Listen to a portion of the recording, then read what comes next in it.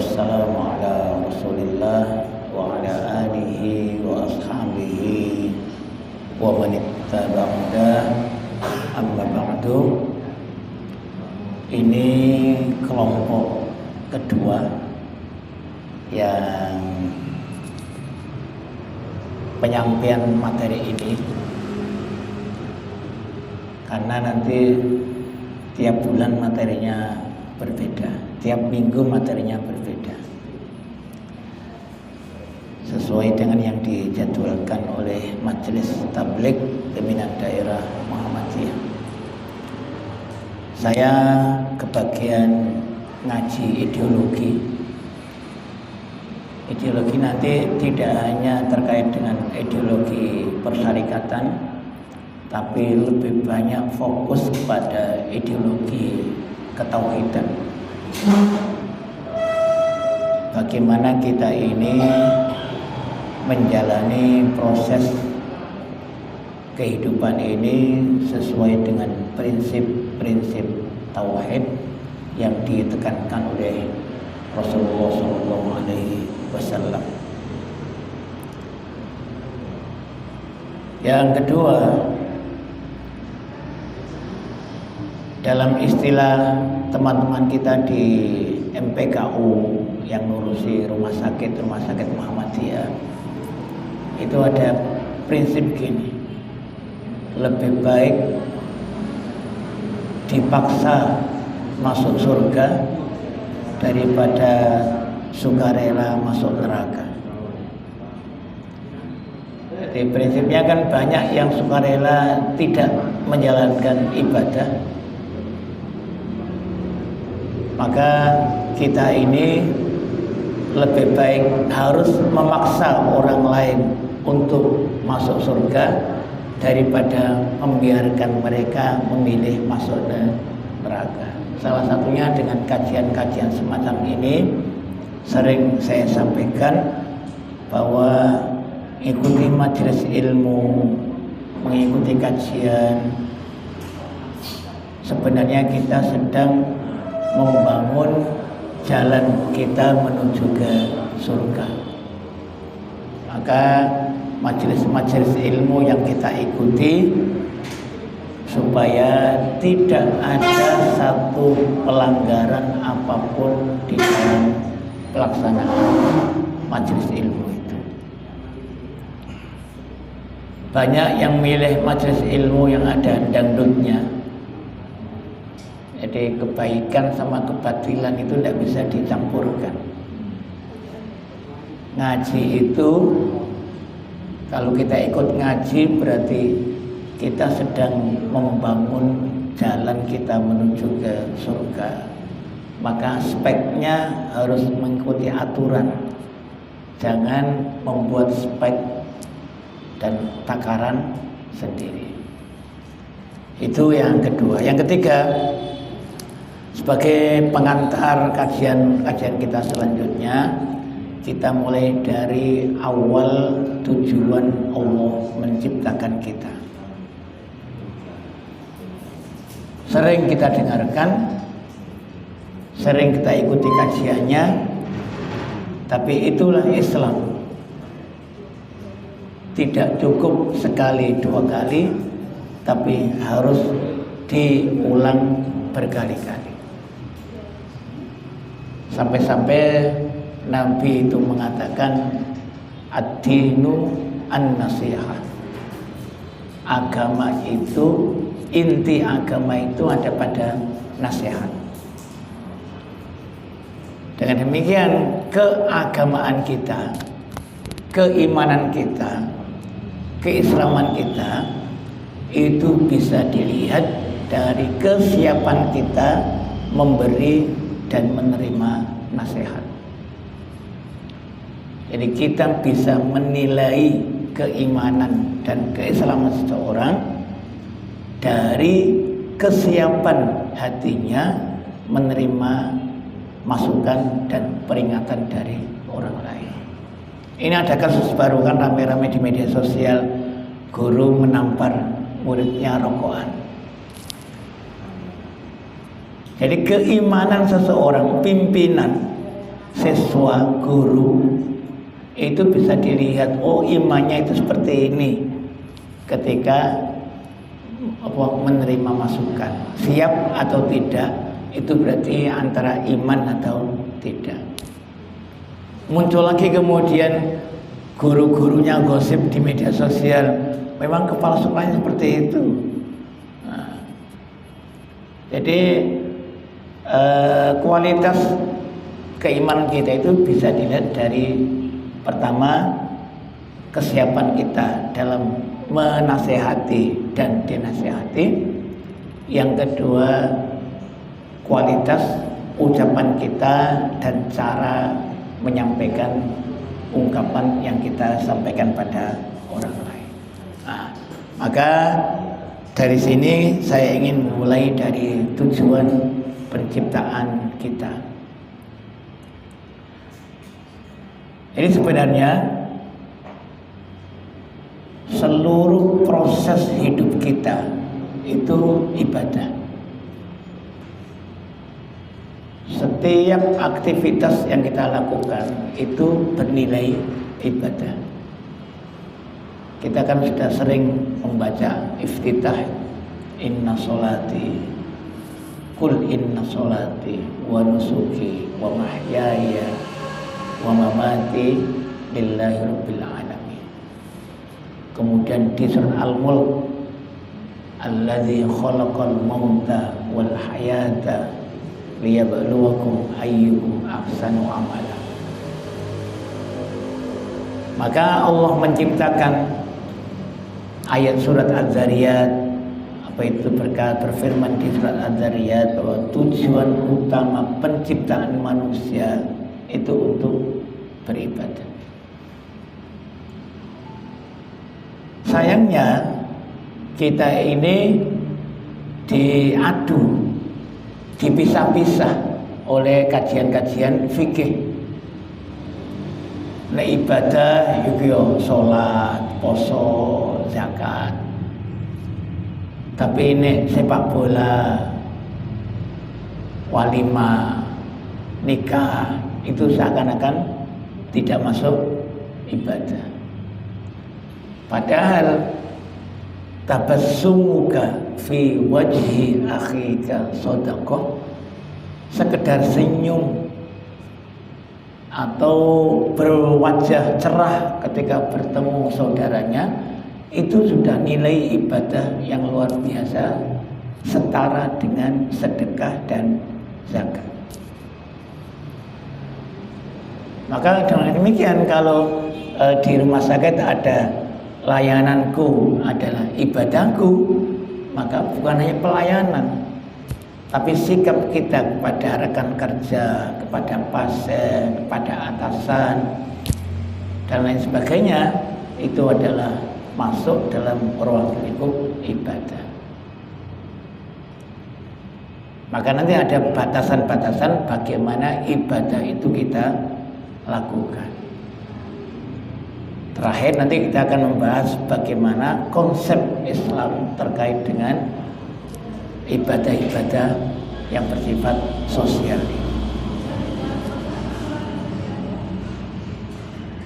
Maka dari ayat pertama ini, monggo masuk, tidak apa-apa.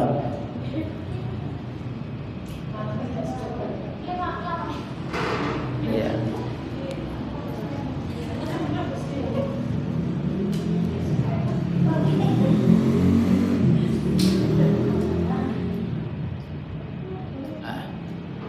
Yang ditekankan ini kan tanggal 30, 31 ini kan kita, rumah sakit kita ini kan akan kedatangan asesor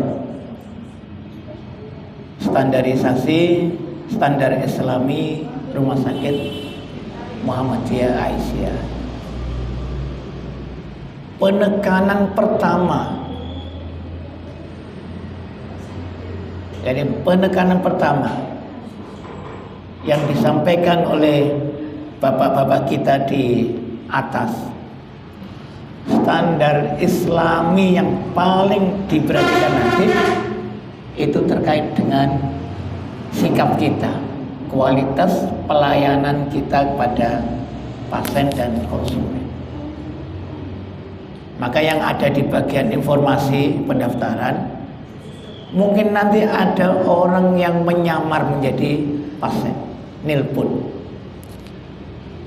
Maka nanti Tuban ini akan dapat standar Islami atau tidak, itu dilihat dari jawabannya itu membuat nyaman atau tidak. Itu pernah di Rumah Sakit Jogja itu ditelepon oleh Pak Agus Taufikur Rahman, ketua MPKU-nya. Nah, kemudian masuk Rumah Sakit Muhammadiyah koyongnya ini jawabannya. Nah, itu pertama. Yang kedua, akan tidak tanya kepada karyawannya. Yang ditanya itu pasiennya, keluarga pasiennya. Bagaimana pelayanan di Rumah Sakit Muhammadiyah Tuban, Islami atau tidak? Nah, Islami tidak itu ternyata banyak dari kualitas pelayanan, membuat nyaman atau tidak, mengkhawatirkan atau tidak, sikapnya, pokok wajahnya ditekuk apa tidak. Itu nanti ada poin-poin di mana pasien itu menentukan apakah Rumah Sakit Tuban ini berhak untuk diberi standar Islami atau tidak. Kalau dokumen bisa kita buat, kemudian MOU bisa kita islamisasikan, tapi sikap itu yang kemudian kita tidak bisa menunjukkan karena nilainya dari pasien dan dari apa itu konsumen. Nah, itu ya. Konsumen hantu di mana-mana, di mana kadang-kadang asesornya menyamar jadi pasien, menyamar jadi kedua pasien, bahkan menyamar jadi sales untuk menawarkan barangnya. Apakah petugasnya minta komisi apa tidak? Itu nanti di situ. Nah, jadi bukan dokumen yang penting, tapi bagaimana kita menunjukkan sikap-sikap yang Islami ketika kita. Maka ketika kita sudah menyatakan hidup kita ini prosesnya proses ibadah, maka kita akan menjaga agar tidak ada pelanggaran sekecil apapun terhadap ajaran-ajaran syariat itu. Maka mulai sekarang tidak boleh ada dikotomi antara ibadah dan muamalah. Muamalah itu juga ibadah, sholat itu juga ibadah. Seperti contoh yang sering kita dengar, koyok-koyoki. Sunnah Nabi itu hanya terkait dengan seksual. Yang umum di tengah kita itu kalau sudah ini sunnah Rasul, itu koyo malam Jumat, poligami, nikah, ya kan? MC kalau nikah walimah itu ada undangannya, itu izinkan hambamu untuk menjalankan sunnah Nabi. Koye nikah yang terkesan hanya pelampiasan seksual itu menjadi sunnah Nabi. Engko guyonan di rumah sakit, oh, malam Jumat wae sunnah Rasul. Seakan-akan sunnah itu di situ dong. Padahal sholat tahajud, sholat duha, bermuamalah dengan baik, kerjasama, itu adalah melebihi sunnah-sunnah yang di sini. Maka semua proses kehidupan kita, kalau kemudian kita anggap sebagai bentuk ibadah, maka tidak mungkin ada satu pelanggaran yang akan kita lakukan.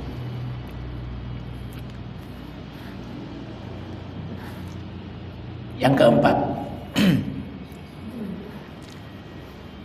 ketika kita sudah menjadikan semua proses hidup kita itu sebagai bentuk ibadah, maka ada satu tuntutan yang harus kita penuhi.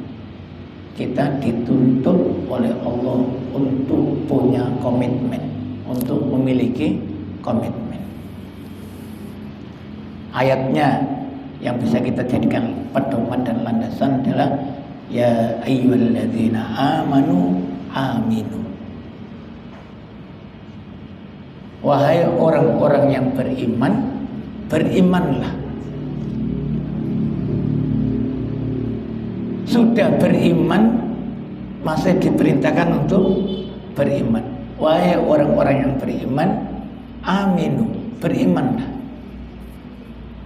Artinya bukan beriman kembali kepada sebelum beriman, tapi ini adalah ungkapan wahai orang-orang yang beriman, pertahankan imanmu, tingkatkan kualitas imanmu, peganglah imanmu itu. Artinya ada komitmen. Seperti perintah di surat Ali Imran, wa'tasimu bihablillahi jami'an wa la tafarraqu.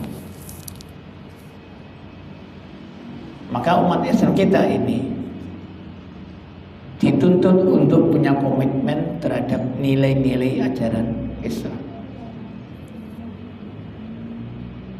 Pertemuan yang lalu sudah saya sampaikan pada teman-teman kita yang lain.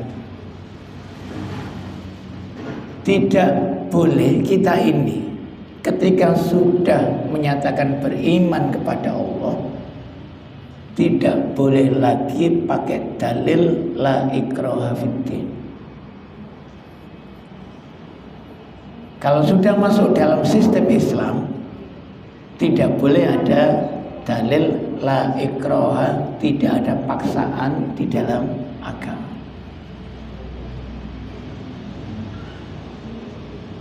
Tapi kalau sudah masuk sistem berlaku udkhulu fis-silmi kafah.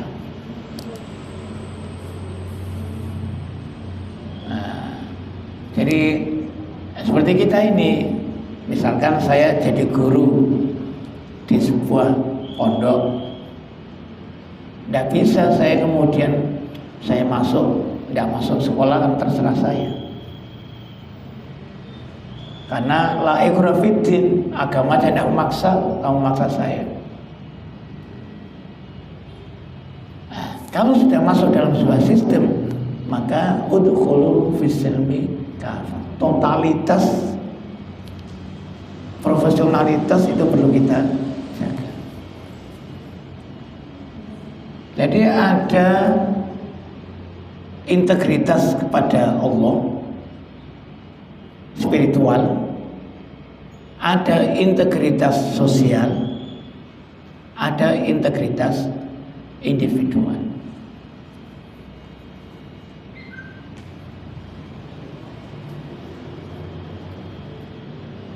Jadi umat Islam itu dituntut untuk punya integritas, menjaga integritinya, loyalitasnya, dan harus total dalam beribadah dan beramal.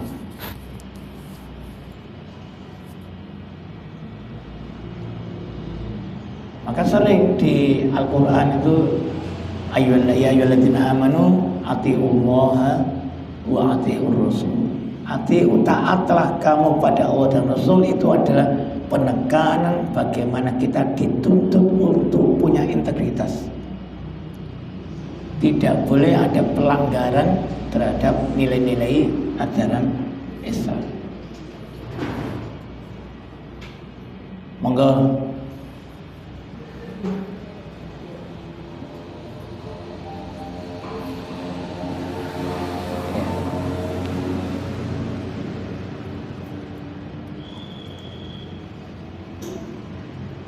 Ini menjadi poin penting.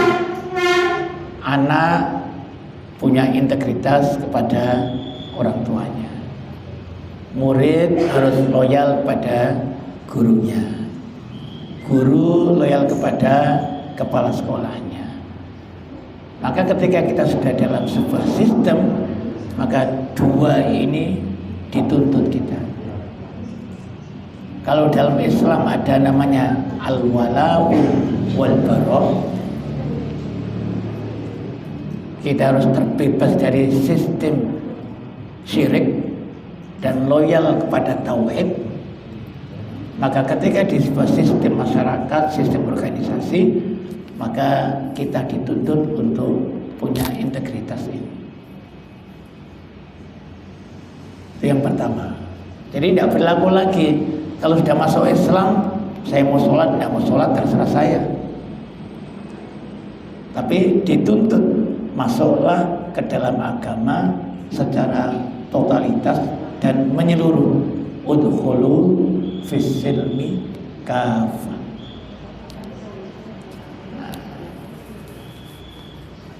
Kalau kemudian kita punya dua wajah, maka nanti seperti orang-orang munafik pada zaman Nabi. Wa idza laqul ladzina amanu qalu amanna wa idza khalu ila syayatin qalu inna. Kalau punya maksud, punya menunjukkan integritasnya, kalau punya tujuan tertentu, melakukan pengebosan dari luar. Jadi salah satu penyebab kocak-kacirnya umat Islam di perang Uhud karena ada 300 sepertiga dari orang munafik yang melakukan penggembosan terhadap kekuatan umat Islam pada waktu itu.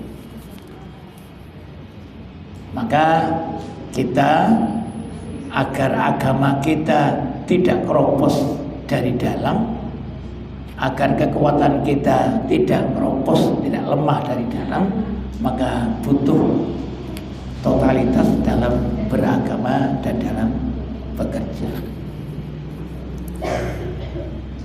Ya ayyuhalladzina amanu ittaqullaha haqqa tuqatih. Itu totalitas. Ada lagi wajahidu fillahi haqqa jihadi. Itu totalitas. Jangan memahami ayat ini, kan ada ayat ittaqullaha fattaqullaha mastata'tum. Itu tidak boleh diartikan bertakwalah sakarepmu, saisomu, itu tidak bisa. Fattaqullaha, bertakwalah kamu pada Allah, mastata'tum, apa yang kamu bisai. Itu kemudian banyak diartikan bertakwalah semampu, sebisamu. Padahal tafsirannya itu dia ittaqullaha haqqa tuqatih, bertakwalah, berusahalah sekuat tenaga sesuai dengan kemampuan yang sudah diberikan Allah kepada kamu.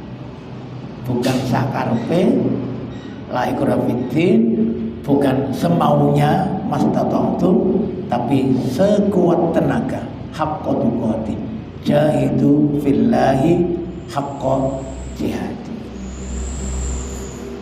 Maka ini etika yang kedua. Pertama, tujuan ibadah apa, amal kita, pekerja kita itu adalah ibadah. Maka ketika itu sebagai bentuk ibadah harus punya integritas dan dilakukan dengan totalitas. Slide yang keempat.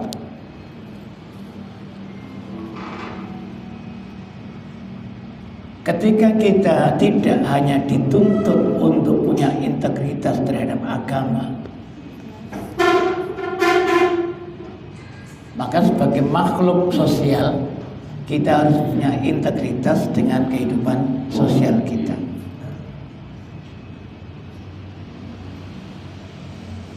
Tuntutannya adalah ta'awun, musyarakah ta'awuniyah, wa ta'awanu 'alal birri wat taqwa. Kita ini tidak dituntut untuk menjadi pribadi yang lebih baik daripada orang lain.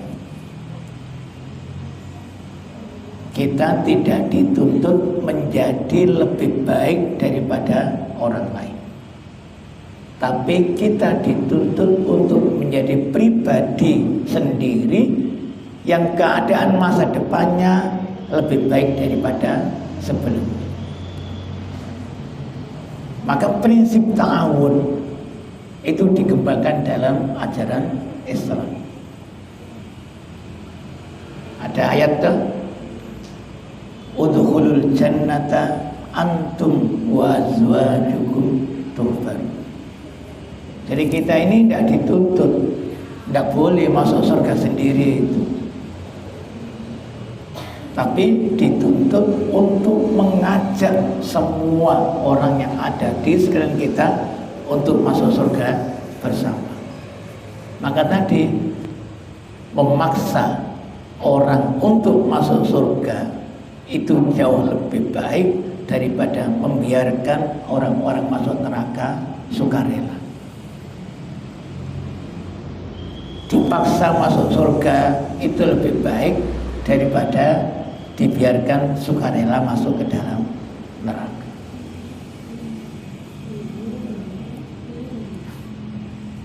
Ini prinsip pertama. Maka yang dibutuhkan di dalam kehidupan yang seperti ini adalah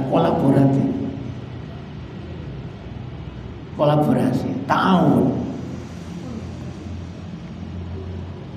Nanti dalam standar Islami Rumah Sakit Muhammadiyah Aisyah se-Indonesia itu ada poin dalam rangka menghindari fitnah. Maka dokter laki-laki yang akan memeriksa pasien perempuan atau dokter perempuan, perawat perempuan yang akan memeriksa pasien laki-laki harus ditemani oleh salah satu dari dua ini. Pertama, perawat rekannya atau ada kerabat pasiennya. Ini satu poin. Dan ini tidak bisa kalau seandainya masing-masing perawat unsur di keperawatan itu kemudian mengatakan orang bagianku, aku rawaya jogo, aku bagian no kene, atau itu tidak mungkin akan terlaksana sistem kolaborasi semacam ini. Karena rumah sakit PKU Muhammad MPKU, majelis yang menangani PKU diinstruksikan oleh PP Muhammadiyah itu menuntut agar pelaksanaan pelayanan di Rumah Sakit Muhammadiyah Aisyah itu benar-benar meminimalisir fitnah.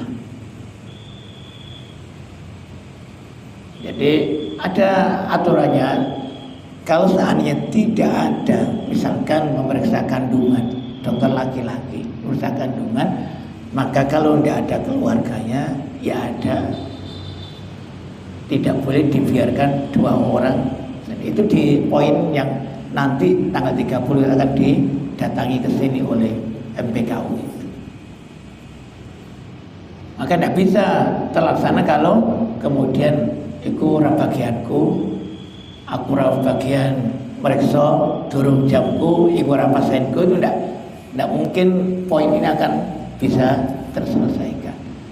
Maka ta'awun, kolaborasi antar rekan kerja itu sangat dibutuhkan untuk mewujudkan standar Islami di rumah sakit kita itu. Termasuk kolektif kolegial. Innamal mu'minuna ikhwah. Jadi ketika ada satu yang lubang, maka yang lain mengisi. Ada satu kosong, yang lain mengisi. Prinsip-prinsip inilah yang kemudian kita kembangkan dalam dunia kerja kita. Sayangnya kita ini kan sudah dikotomi, misalkan di kehidupan rumah tangga saja koyok-koyok bojo iku ora bagiane umbah-umbah, ya kan? Suami itu tidak punya kewajiban untuk nyuci. Padahal kalau kita lihat klausul akte nikah, ada ndak pembagian tugas? Wong itu ring pasar, sing lanang pergawe no kantor. Itu kan ndak ada. Maka Nabi itu punya contoh jahit klambine dhewe sing bolong. Jadi tidak ada pembagian itu. Tapi kan kemudian semuanya dibawa kepada Islam, seakan-akan Islam itu punya dikotomi tugas. Padahal itu kan budaya. Ketika kita kenal wong wedok itu ya maca, ya mana, ya masak, ya macam-macam. Itu kan tidak ada dalam Islam itu. Tapi karena mayoritas umat Islam Indonesia itu Muslim, penduduk Indonesia Muslim, seakan-akan itu menjadi budaya Islam dan aturan Islam. Maka kalau itu kemudian kita praktekkan, betapa itu tidak adilnya kehidupan rumah tangga ini. Ada nuntut terus, ada yang minta kewajiban terus itu. Maka kolektif kolegial itu saling mengisi, saling memahami satu dengan yang lain, dengan ta'awun. Kita harapkan rumah sakit yang sudah terstandar Islami oleh SISMA itu sudah sistemnya semacam ini. Jadi totalitas dalam bekerja, kooperatif, kemudian kolektif, sehingga menjadi ringan dalam mewujudkan keinginan yang kita impikan itu. Prinsip yang keempat, wala tamnun tastakthir. Ini salah satu ayat di surat Al-Mudaththir. Sebenarnya poinnya pada Nabi Muhammad, jangan mentang-mentang kamu dijadikan Nabi, kemudian ingin punya hak istimewa. Tetap kewajiban sama, sholat sama, zakat sama, kewajibannya sama. Maka kemudian ayat ini wala tamnun tastakthir, yang sebenarnya aslinya itu kalau kamu memberi jangan sampai undat-undat, mengungkit-ungkit. Itu maknanya bisa 6, bisa 7 semangatnya. Nah, kita breakdown dalam dunia kerja kita. Pertama, jabatan itu amanah. Muhammad ditunjuk menjadi nabi, itu dapat amanah ilahiyah. Dan kita sebagai khalifah, jabatan apapun yang kita emban itu adalah kita berfungsi sebagai khalifah, dan itu amanah. Maka kita harus menjadi teladan. Maka Nabi itu uswatun hasanah. Nabi itu melindungi, menyelamatkan umatnya dari kehidupan yang gelap menuju yang cerah. Lah kita juga harus melindungi pasien kita, melindungi konsumen kita, termasuk mungkin membersamai, mendampingi dan lain sebagainya. Jadi dalam Islam, khalifah itu bukan sumber instruksi. Lebih dari itu, karena instruksi dari Allah, bukan dari Nabi Muhammad. Ati Allah wa ati Rasul dari Allah. Muhammad punya tugas membersamai, mengarahkan, melindungi, memberikan teladan. Maka apapun jabatan dan kedudukan kita di masyarakat dan di sebuah organisasi, maka itu adalah amanah. Sebagai bentuk ibadah, maka kita harus memberikan teladan, melindungi, membersamai, mengarahkan, membimbing. Bukan sebagai alat untuk menuntut orang lain melayani kita.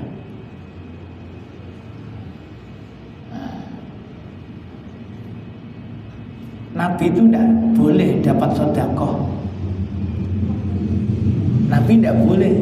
Jangan sampai kedudukan Nabi dijadikan Nabi untuk mendapatkan pelayanan lebih dari umat Islam. Nah, ini kan juga lagi sedang ramai ini kan di media sosial tentang siarannya Trans 7. Santri diperbudak nah itu kan ramai sekarang. Wali muridnya suruh bayar, kiai ini naiknya Alphard. Itu kan di Trans 7 itu.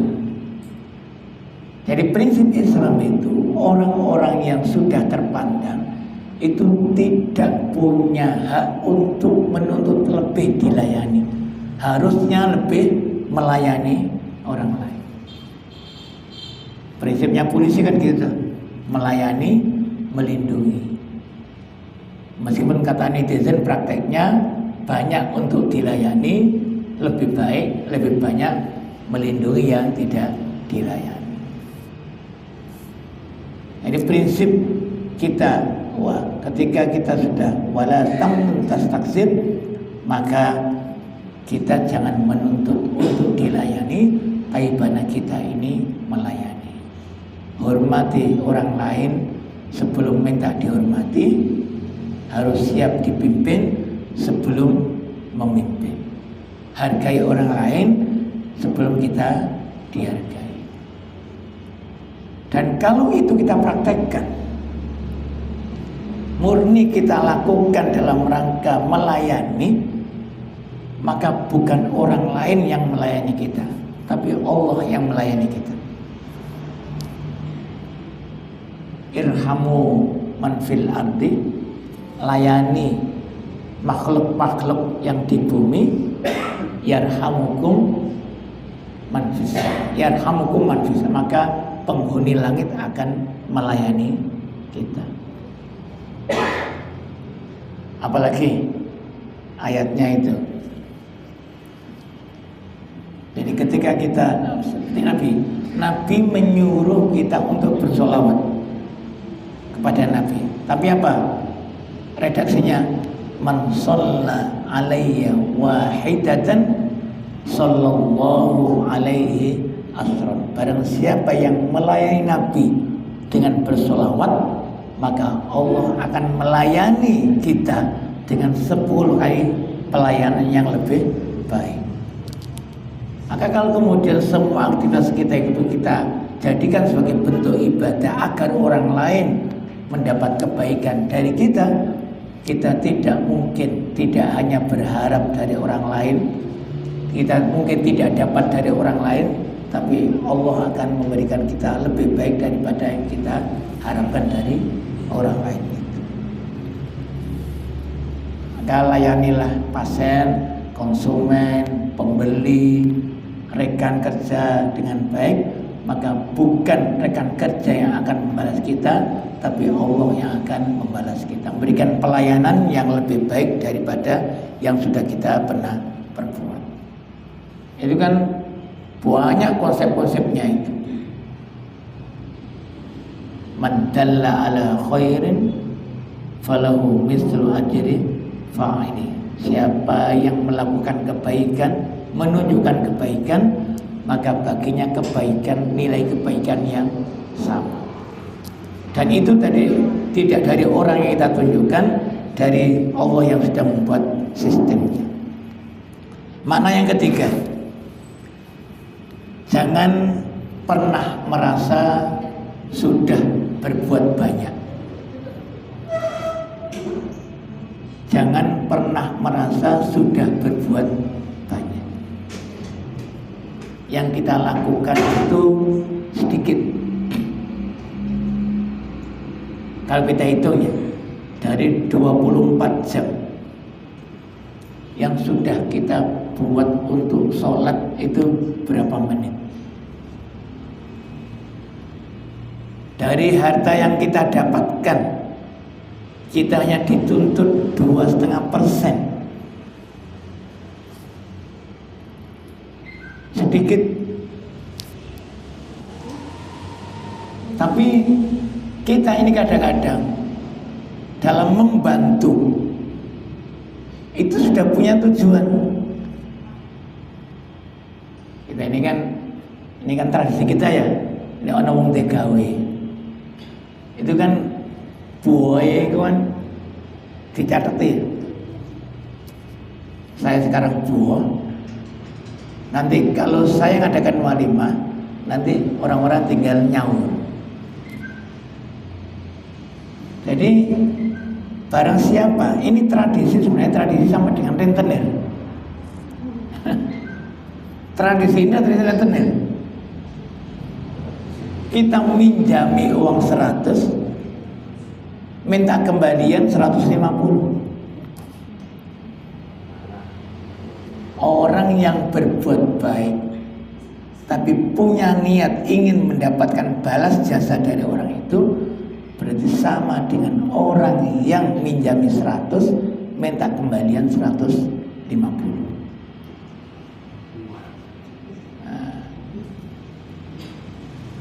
Bahkan sekedar minta doa saja itu sudah mengurangi nilai sedekah. Jadi prinsip kita dalam berbuat baik, membantu orang itu prinsipnya innama nut'imukum liwajhillah la nuridu minkum jazaan wala syukur. Saya berbuat baik hanya kewajiban saya, tidak mengharapkan ucapan terima kasih dan tidak ingin mendapatkan imbalan serupa dari orang-orang yang saya bantu. Tapi kalau sudah punya niat, akhirnya kan ada jok-jok di konten-konten ya, buat konten, kemudian ada gawe walimah, isi amplop, dilihat amplopnya 2.000, 10.000, 10.000 bagian sana, ini yang 50 bagian sini. Tapi kan orang lain kan tidak bawa 20.000 tapi bawa anggota keluarga 10, 5 dan sebagainya. Sudah merasa isi amplop, maka minta yang lebih dari yang sudah dikendalikan. Jangan pernah punya perasaan sudah melakukan banyak kebaikan. Mungkin yang kita dapatkan itu jauh lebih banyak daripada yang sudah kita pernah lakukan. Nah, prinsip ini sedikit banyak saya pegang. Saya ini kan kalau di Lamongan, kalau di sini kan nggak dikenal ya. Di Paciran, di Lamongan, di pimpinan wilayah itu saya terkenalnya itu mau nggak mau karena pondok, mau nggak mau karena pondok. Pondok lah privilege saya, itu pondok. Saya dikenal karena pondok. Maka saya berupaya meminimalisir penggunaan fasilitas pondok untuk saya dan keluarga saya. Maka urusan-urusan pondok ke Jogja saya pakai, tidak ada transport, saya pakai mobil sendiri,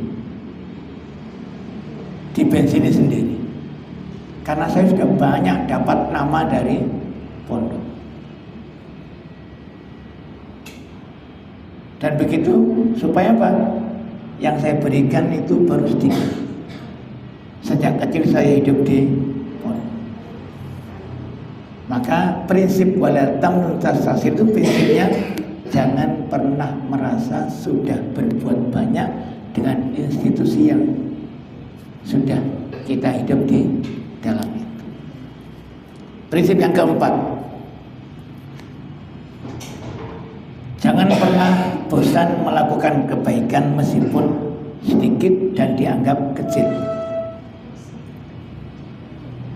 La tahkirunna minal ma'rufi syai'an walau an talqa akhaka biwajhin talqin. Jangan meremehkan sekecil apapun kebaikan, meskipun itu hanya menampilkan wajah cerah di hadapan saudara. Maka kalau ada pasien, jangan ditinggal HP-nya. Ada satu prinsip hidup yang saya pegang meskipun tidak dari kiai, dari Sujiwotejo. Saya kalau ada tamu dan mengantar pulang. Saya antar sampai depan rumah, dan saya tidak akan meninggalkan tempat saya sebelum tamu saya pergi. Saya tidak akan pernah membelakangi tamu saya sebelum tamu saya pergi. Prinsip Islami yang keluar dari orang yang mengaku belum sholat. Prinsip Islami dalam bermuamalah dengan orang yang itu dipegang oleh orang yang belum mau sholat. Prinsip yang kedua, kalau saya berbicara dengan orang, saya tidak akan pernah menyentuh HP saya. Kalau saya bertamu, HP saya sudah saya masukkan ke dalam tas.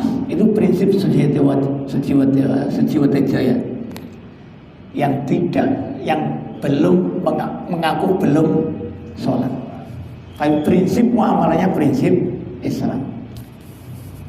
Apalagi kita yang menjual jasa, harus lebih dari itu.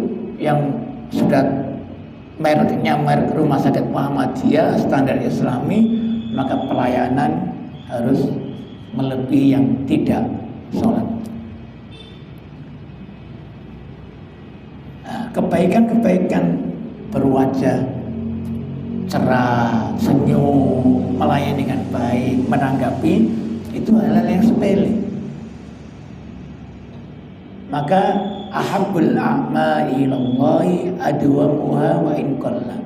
Sedikit tapi menyentuh, itulah yang disukai oleh Allah.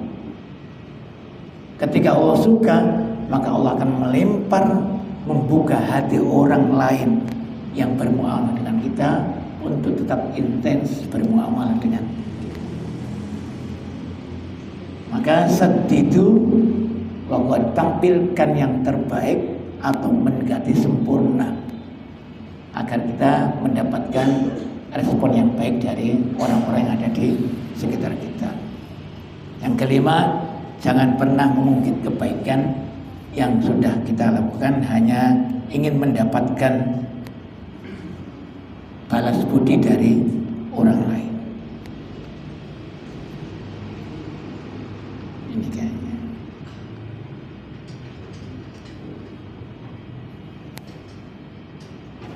Ini yang sudah kita singgung tadi.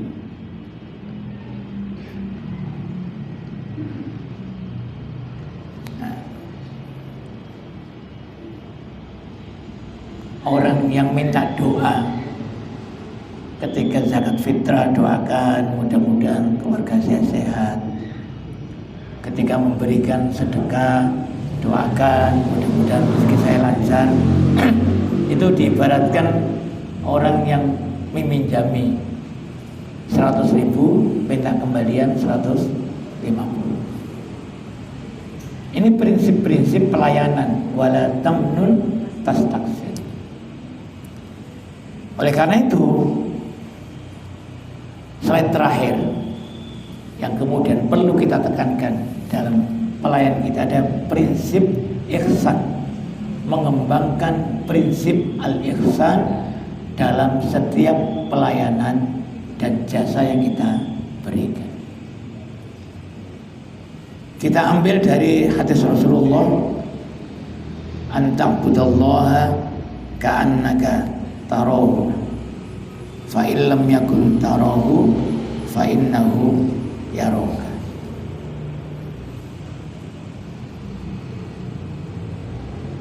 Ihsan itu, ihsan, ketika kita berbuat ihsan, maka minimal ada 6 poin yang bisa kita kembangkan. Rasul menggambarkan orang yang berbuat ihsan itu diibaratkan seperti orang yang beribadah dan dalam ibadahnya melihat Tuhannya. Ini ibadah yang sempurna saya kira, tapi tidak mungkin sholat kita, puasa kita itu belum sampai kepada tingkat kita mampu melihat Allah. maka diturunkan grade-nya, kelasnya. Kalau tidak bisa sampai ke situ, maka yakinlah Allah melihat kamu. Nah, dari dua ungkapan ini maka minimal ada 6 poin yang bisa kita kembangkan. Pertama, mari kita berikan yang terbaik yang kita miliki. Tunjukkan kemampuan terbaikmu.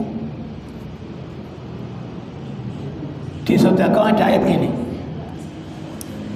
wala tayammamul khabisa minhu tunfiquna walastum biakhidhi. Maka saya termasuk yang tidak setuju ketika ada istilah sedekah dengan baju layak pakai. Karena hampir semua baju layak pakai itu bekas yang sudah kita tidak suka. Padahal wala tayammamul khabisa, itu kan ada anfiqu min thayyibati ma kasabtu, infakkan yang terbaik dari yang kamu hasilkan dari pekerjaanmu. Jangan kemudian milih yang jelek, al-khabisa, sedangkan kamu sudah tidak mau lagi. Maka tunjukkan yang terbaik yang bisa kita kerjakan. Tapi yang kedua, kita harus sadar bahwa kita ini punya kemampuan terbatas, tidak mungkin bisa sempurna. Maka yang perlu kita rawat adalah sikap rendah hati. Sikap rendah hati. Kalau kita tidak punya sikap rendah hati, maka kita mungkin akan merasa sempurna dan kemungkinan bisa menjelekkan dan merendahkan martabat orang lain. Beberapa tahun lalu sempat viral antara dokter junior dan dokter senior perpeloncoan itu di rumah sakit mana Surabaya itu. Karena merasa senior dan junior. Akhirnya ada semacam merasa lebih baik daripada orang lain. Apapun yang kita lakukan, insya Allah tidak mungkin bisa sempurna. Karena tidak bisa sempurna, peganglah, kembangkan sikap rendah hati terhadap orang, tawadhu, adab, sopan santun, adab asor pada orang lain. Yang ketiga, tetap berusaha untuk menampilkan yang terbaik meskipun tidak sempurna. Yang keempat, ibadah kita, hidup kita, pekerjaan kita, seperti yang kita tekankan pertama kali adalah proses ibadah kita kepada Allah. Maka diupayakan dalam melakukan pekerjaan tidak ada pelanggaran-pelanggaran syariah atau pelanggaran-pelanggaran etika sosial. Kira-kira sonhorek itu ibadah apa tidak? Tapi sonhoreknya selawatan loh. Nah, iya. Pengajian atau tadarus sampai jam 12 malam, ada pelanggaran norma sosial. Malam waktunya tidur, kalau mau daurus jangan pakai speaker luar, pakai speaker dalam. Jadi ketika kita proses ibadah kita ini, proses hidup kita ibadah, diupayakan tidak boleh ada pelanggaran-pelanggaran baik norma agama maupun norma sosial.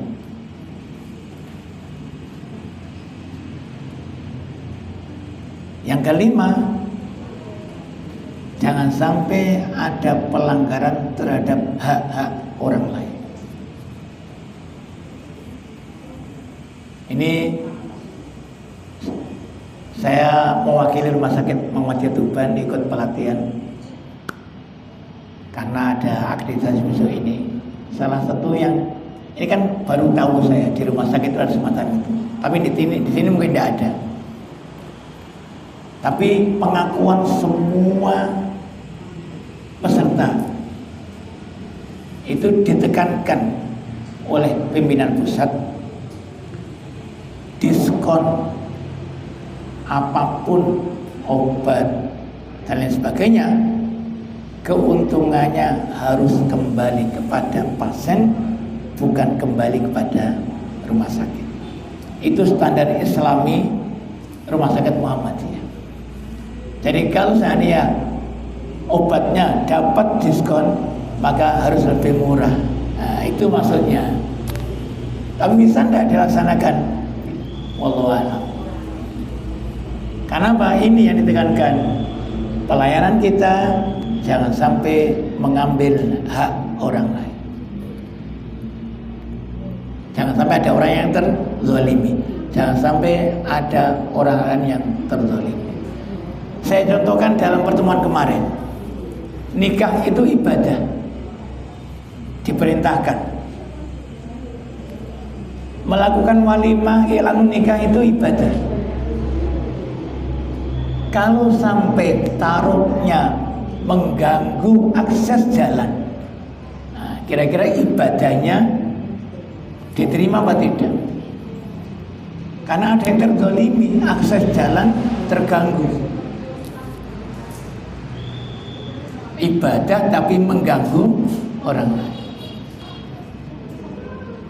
Apalagi yang tidak ibadah. Berapa banyak kerugian kesehatan dan lain sebagainya yang dihasilkan, diakibatkan oleh orang-orang yang merokok sembarangan di tempat-tempat publik. Itu bukan ibadah. Ibadah saja tidak boleh mengganggu orang lain, apalagi contoh konkret pada zaman Umar bin Khattab, ketika Amr bin As, gubernurnya di Mesir, mau mendirikan masjid dan mengambil tanahnya orang Yahudi, dilarang oleh Umar. Karena itu begini, mengambil hak milik orang, meskipun tujuannya untuk mendirikan masjid. Ibadah jangan sampai mendolimi orang. Yang terakhir, ibadah, pekerjaan kita adalah ibadah, dan ibadah jangan sampai menyebabkan orang lain melakukan dosa. Misalkan kita punya masalah di rumah, tidak bisa punya masalah dengan suami, terbawa kepada rumah sakit, sehingga pelayanan kita mempengaruhi. Otomatis pasiennya ngerasani dengan pasien yang lain. Pelayanan kita harusnya ibadah, menyebabkan orang lain melakukan dosa karena terpaksa menyampaikan situasi pelayanan di rumah sakit kita. Yang tadi kemudian diskusi dengan orang, dengan pihak HRD tadi diskusi. Kemarin saya contohkan, menyetel murotal itu baik. Ini masih harus didiskusikan ini. Nyetel murotal di rumah sakit itu baik. Nuansa Islaminya muncul. Tapi ada konsekuensi. Orang yang mendengarkan bacaan Quran punya konsekuensi, harus mendengarkan dan diam. Kalau tidak berarti berdosa.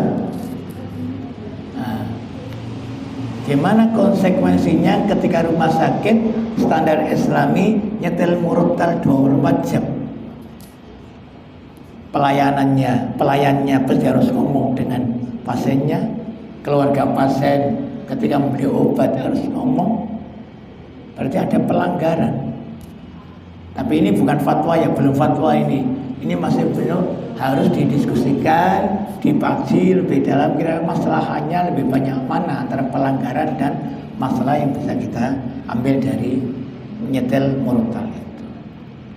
Hal-hal yang kita sampaikan tadi adalah prinsip-prinsip ideologi yang harus kita terapkan dalam pekerjaan kita melayani pasien dan konsumen serta partner-partner yang lain. Kalau kemudian ini kita lakukan, maka kita sudah menetapkan satu standar Islami dalam rumah sakit kita. Dan ini menjadi modal.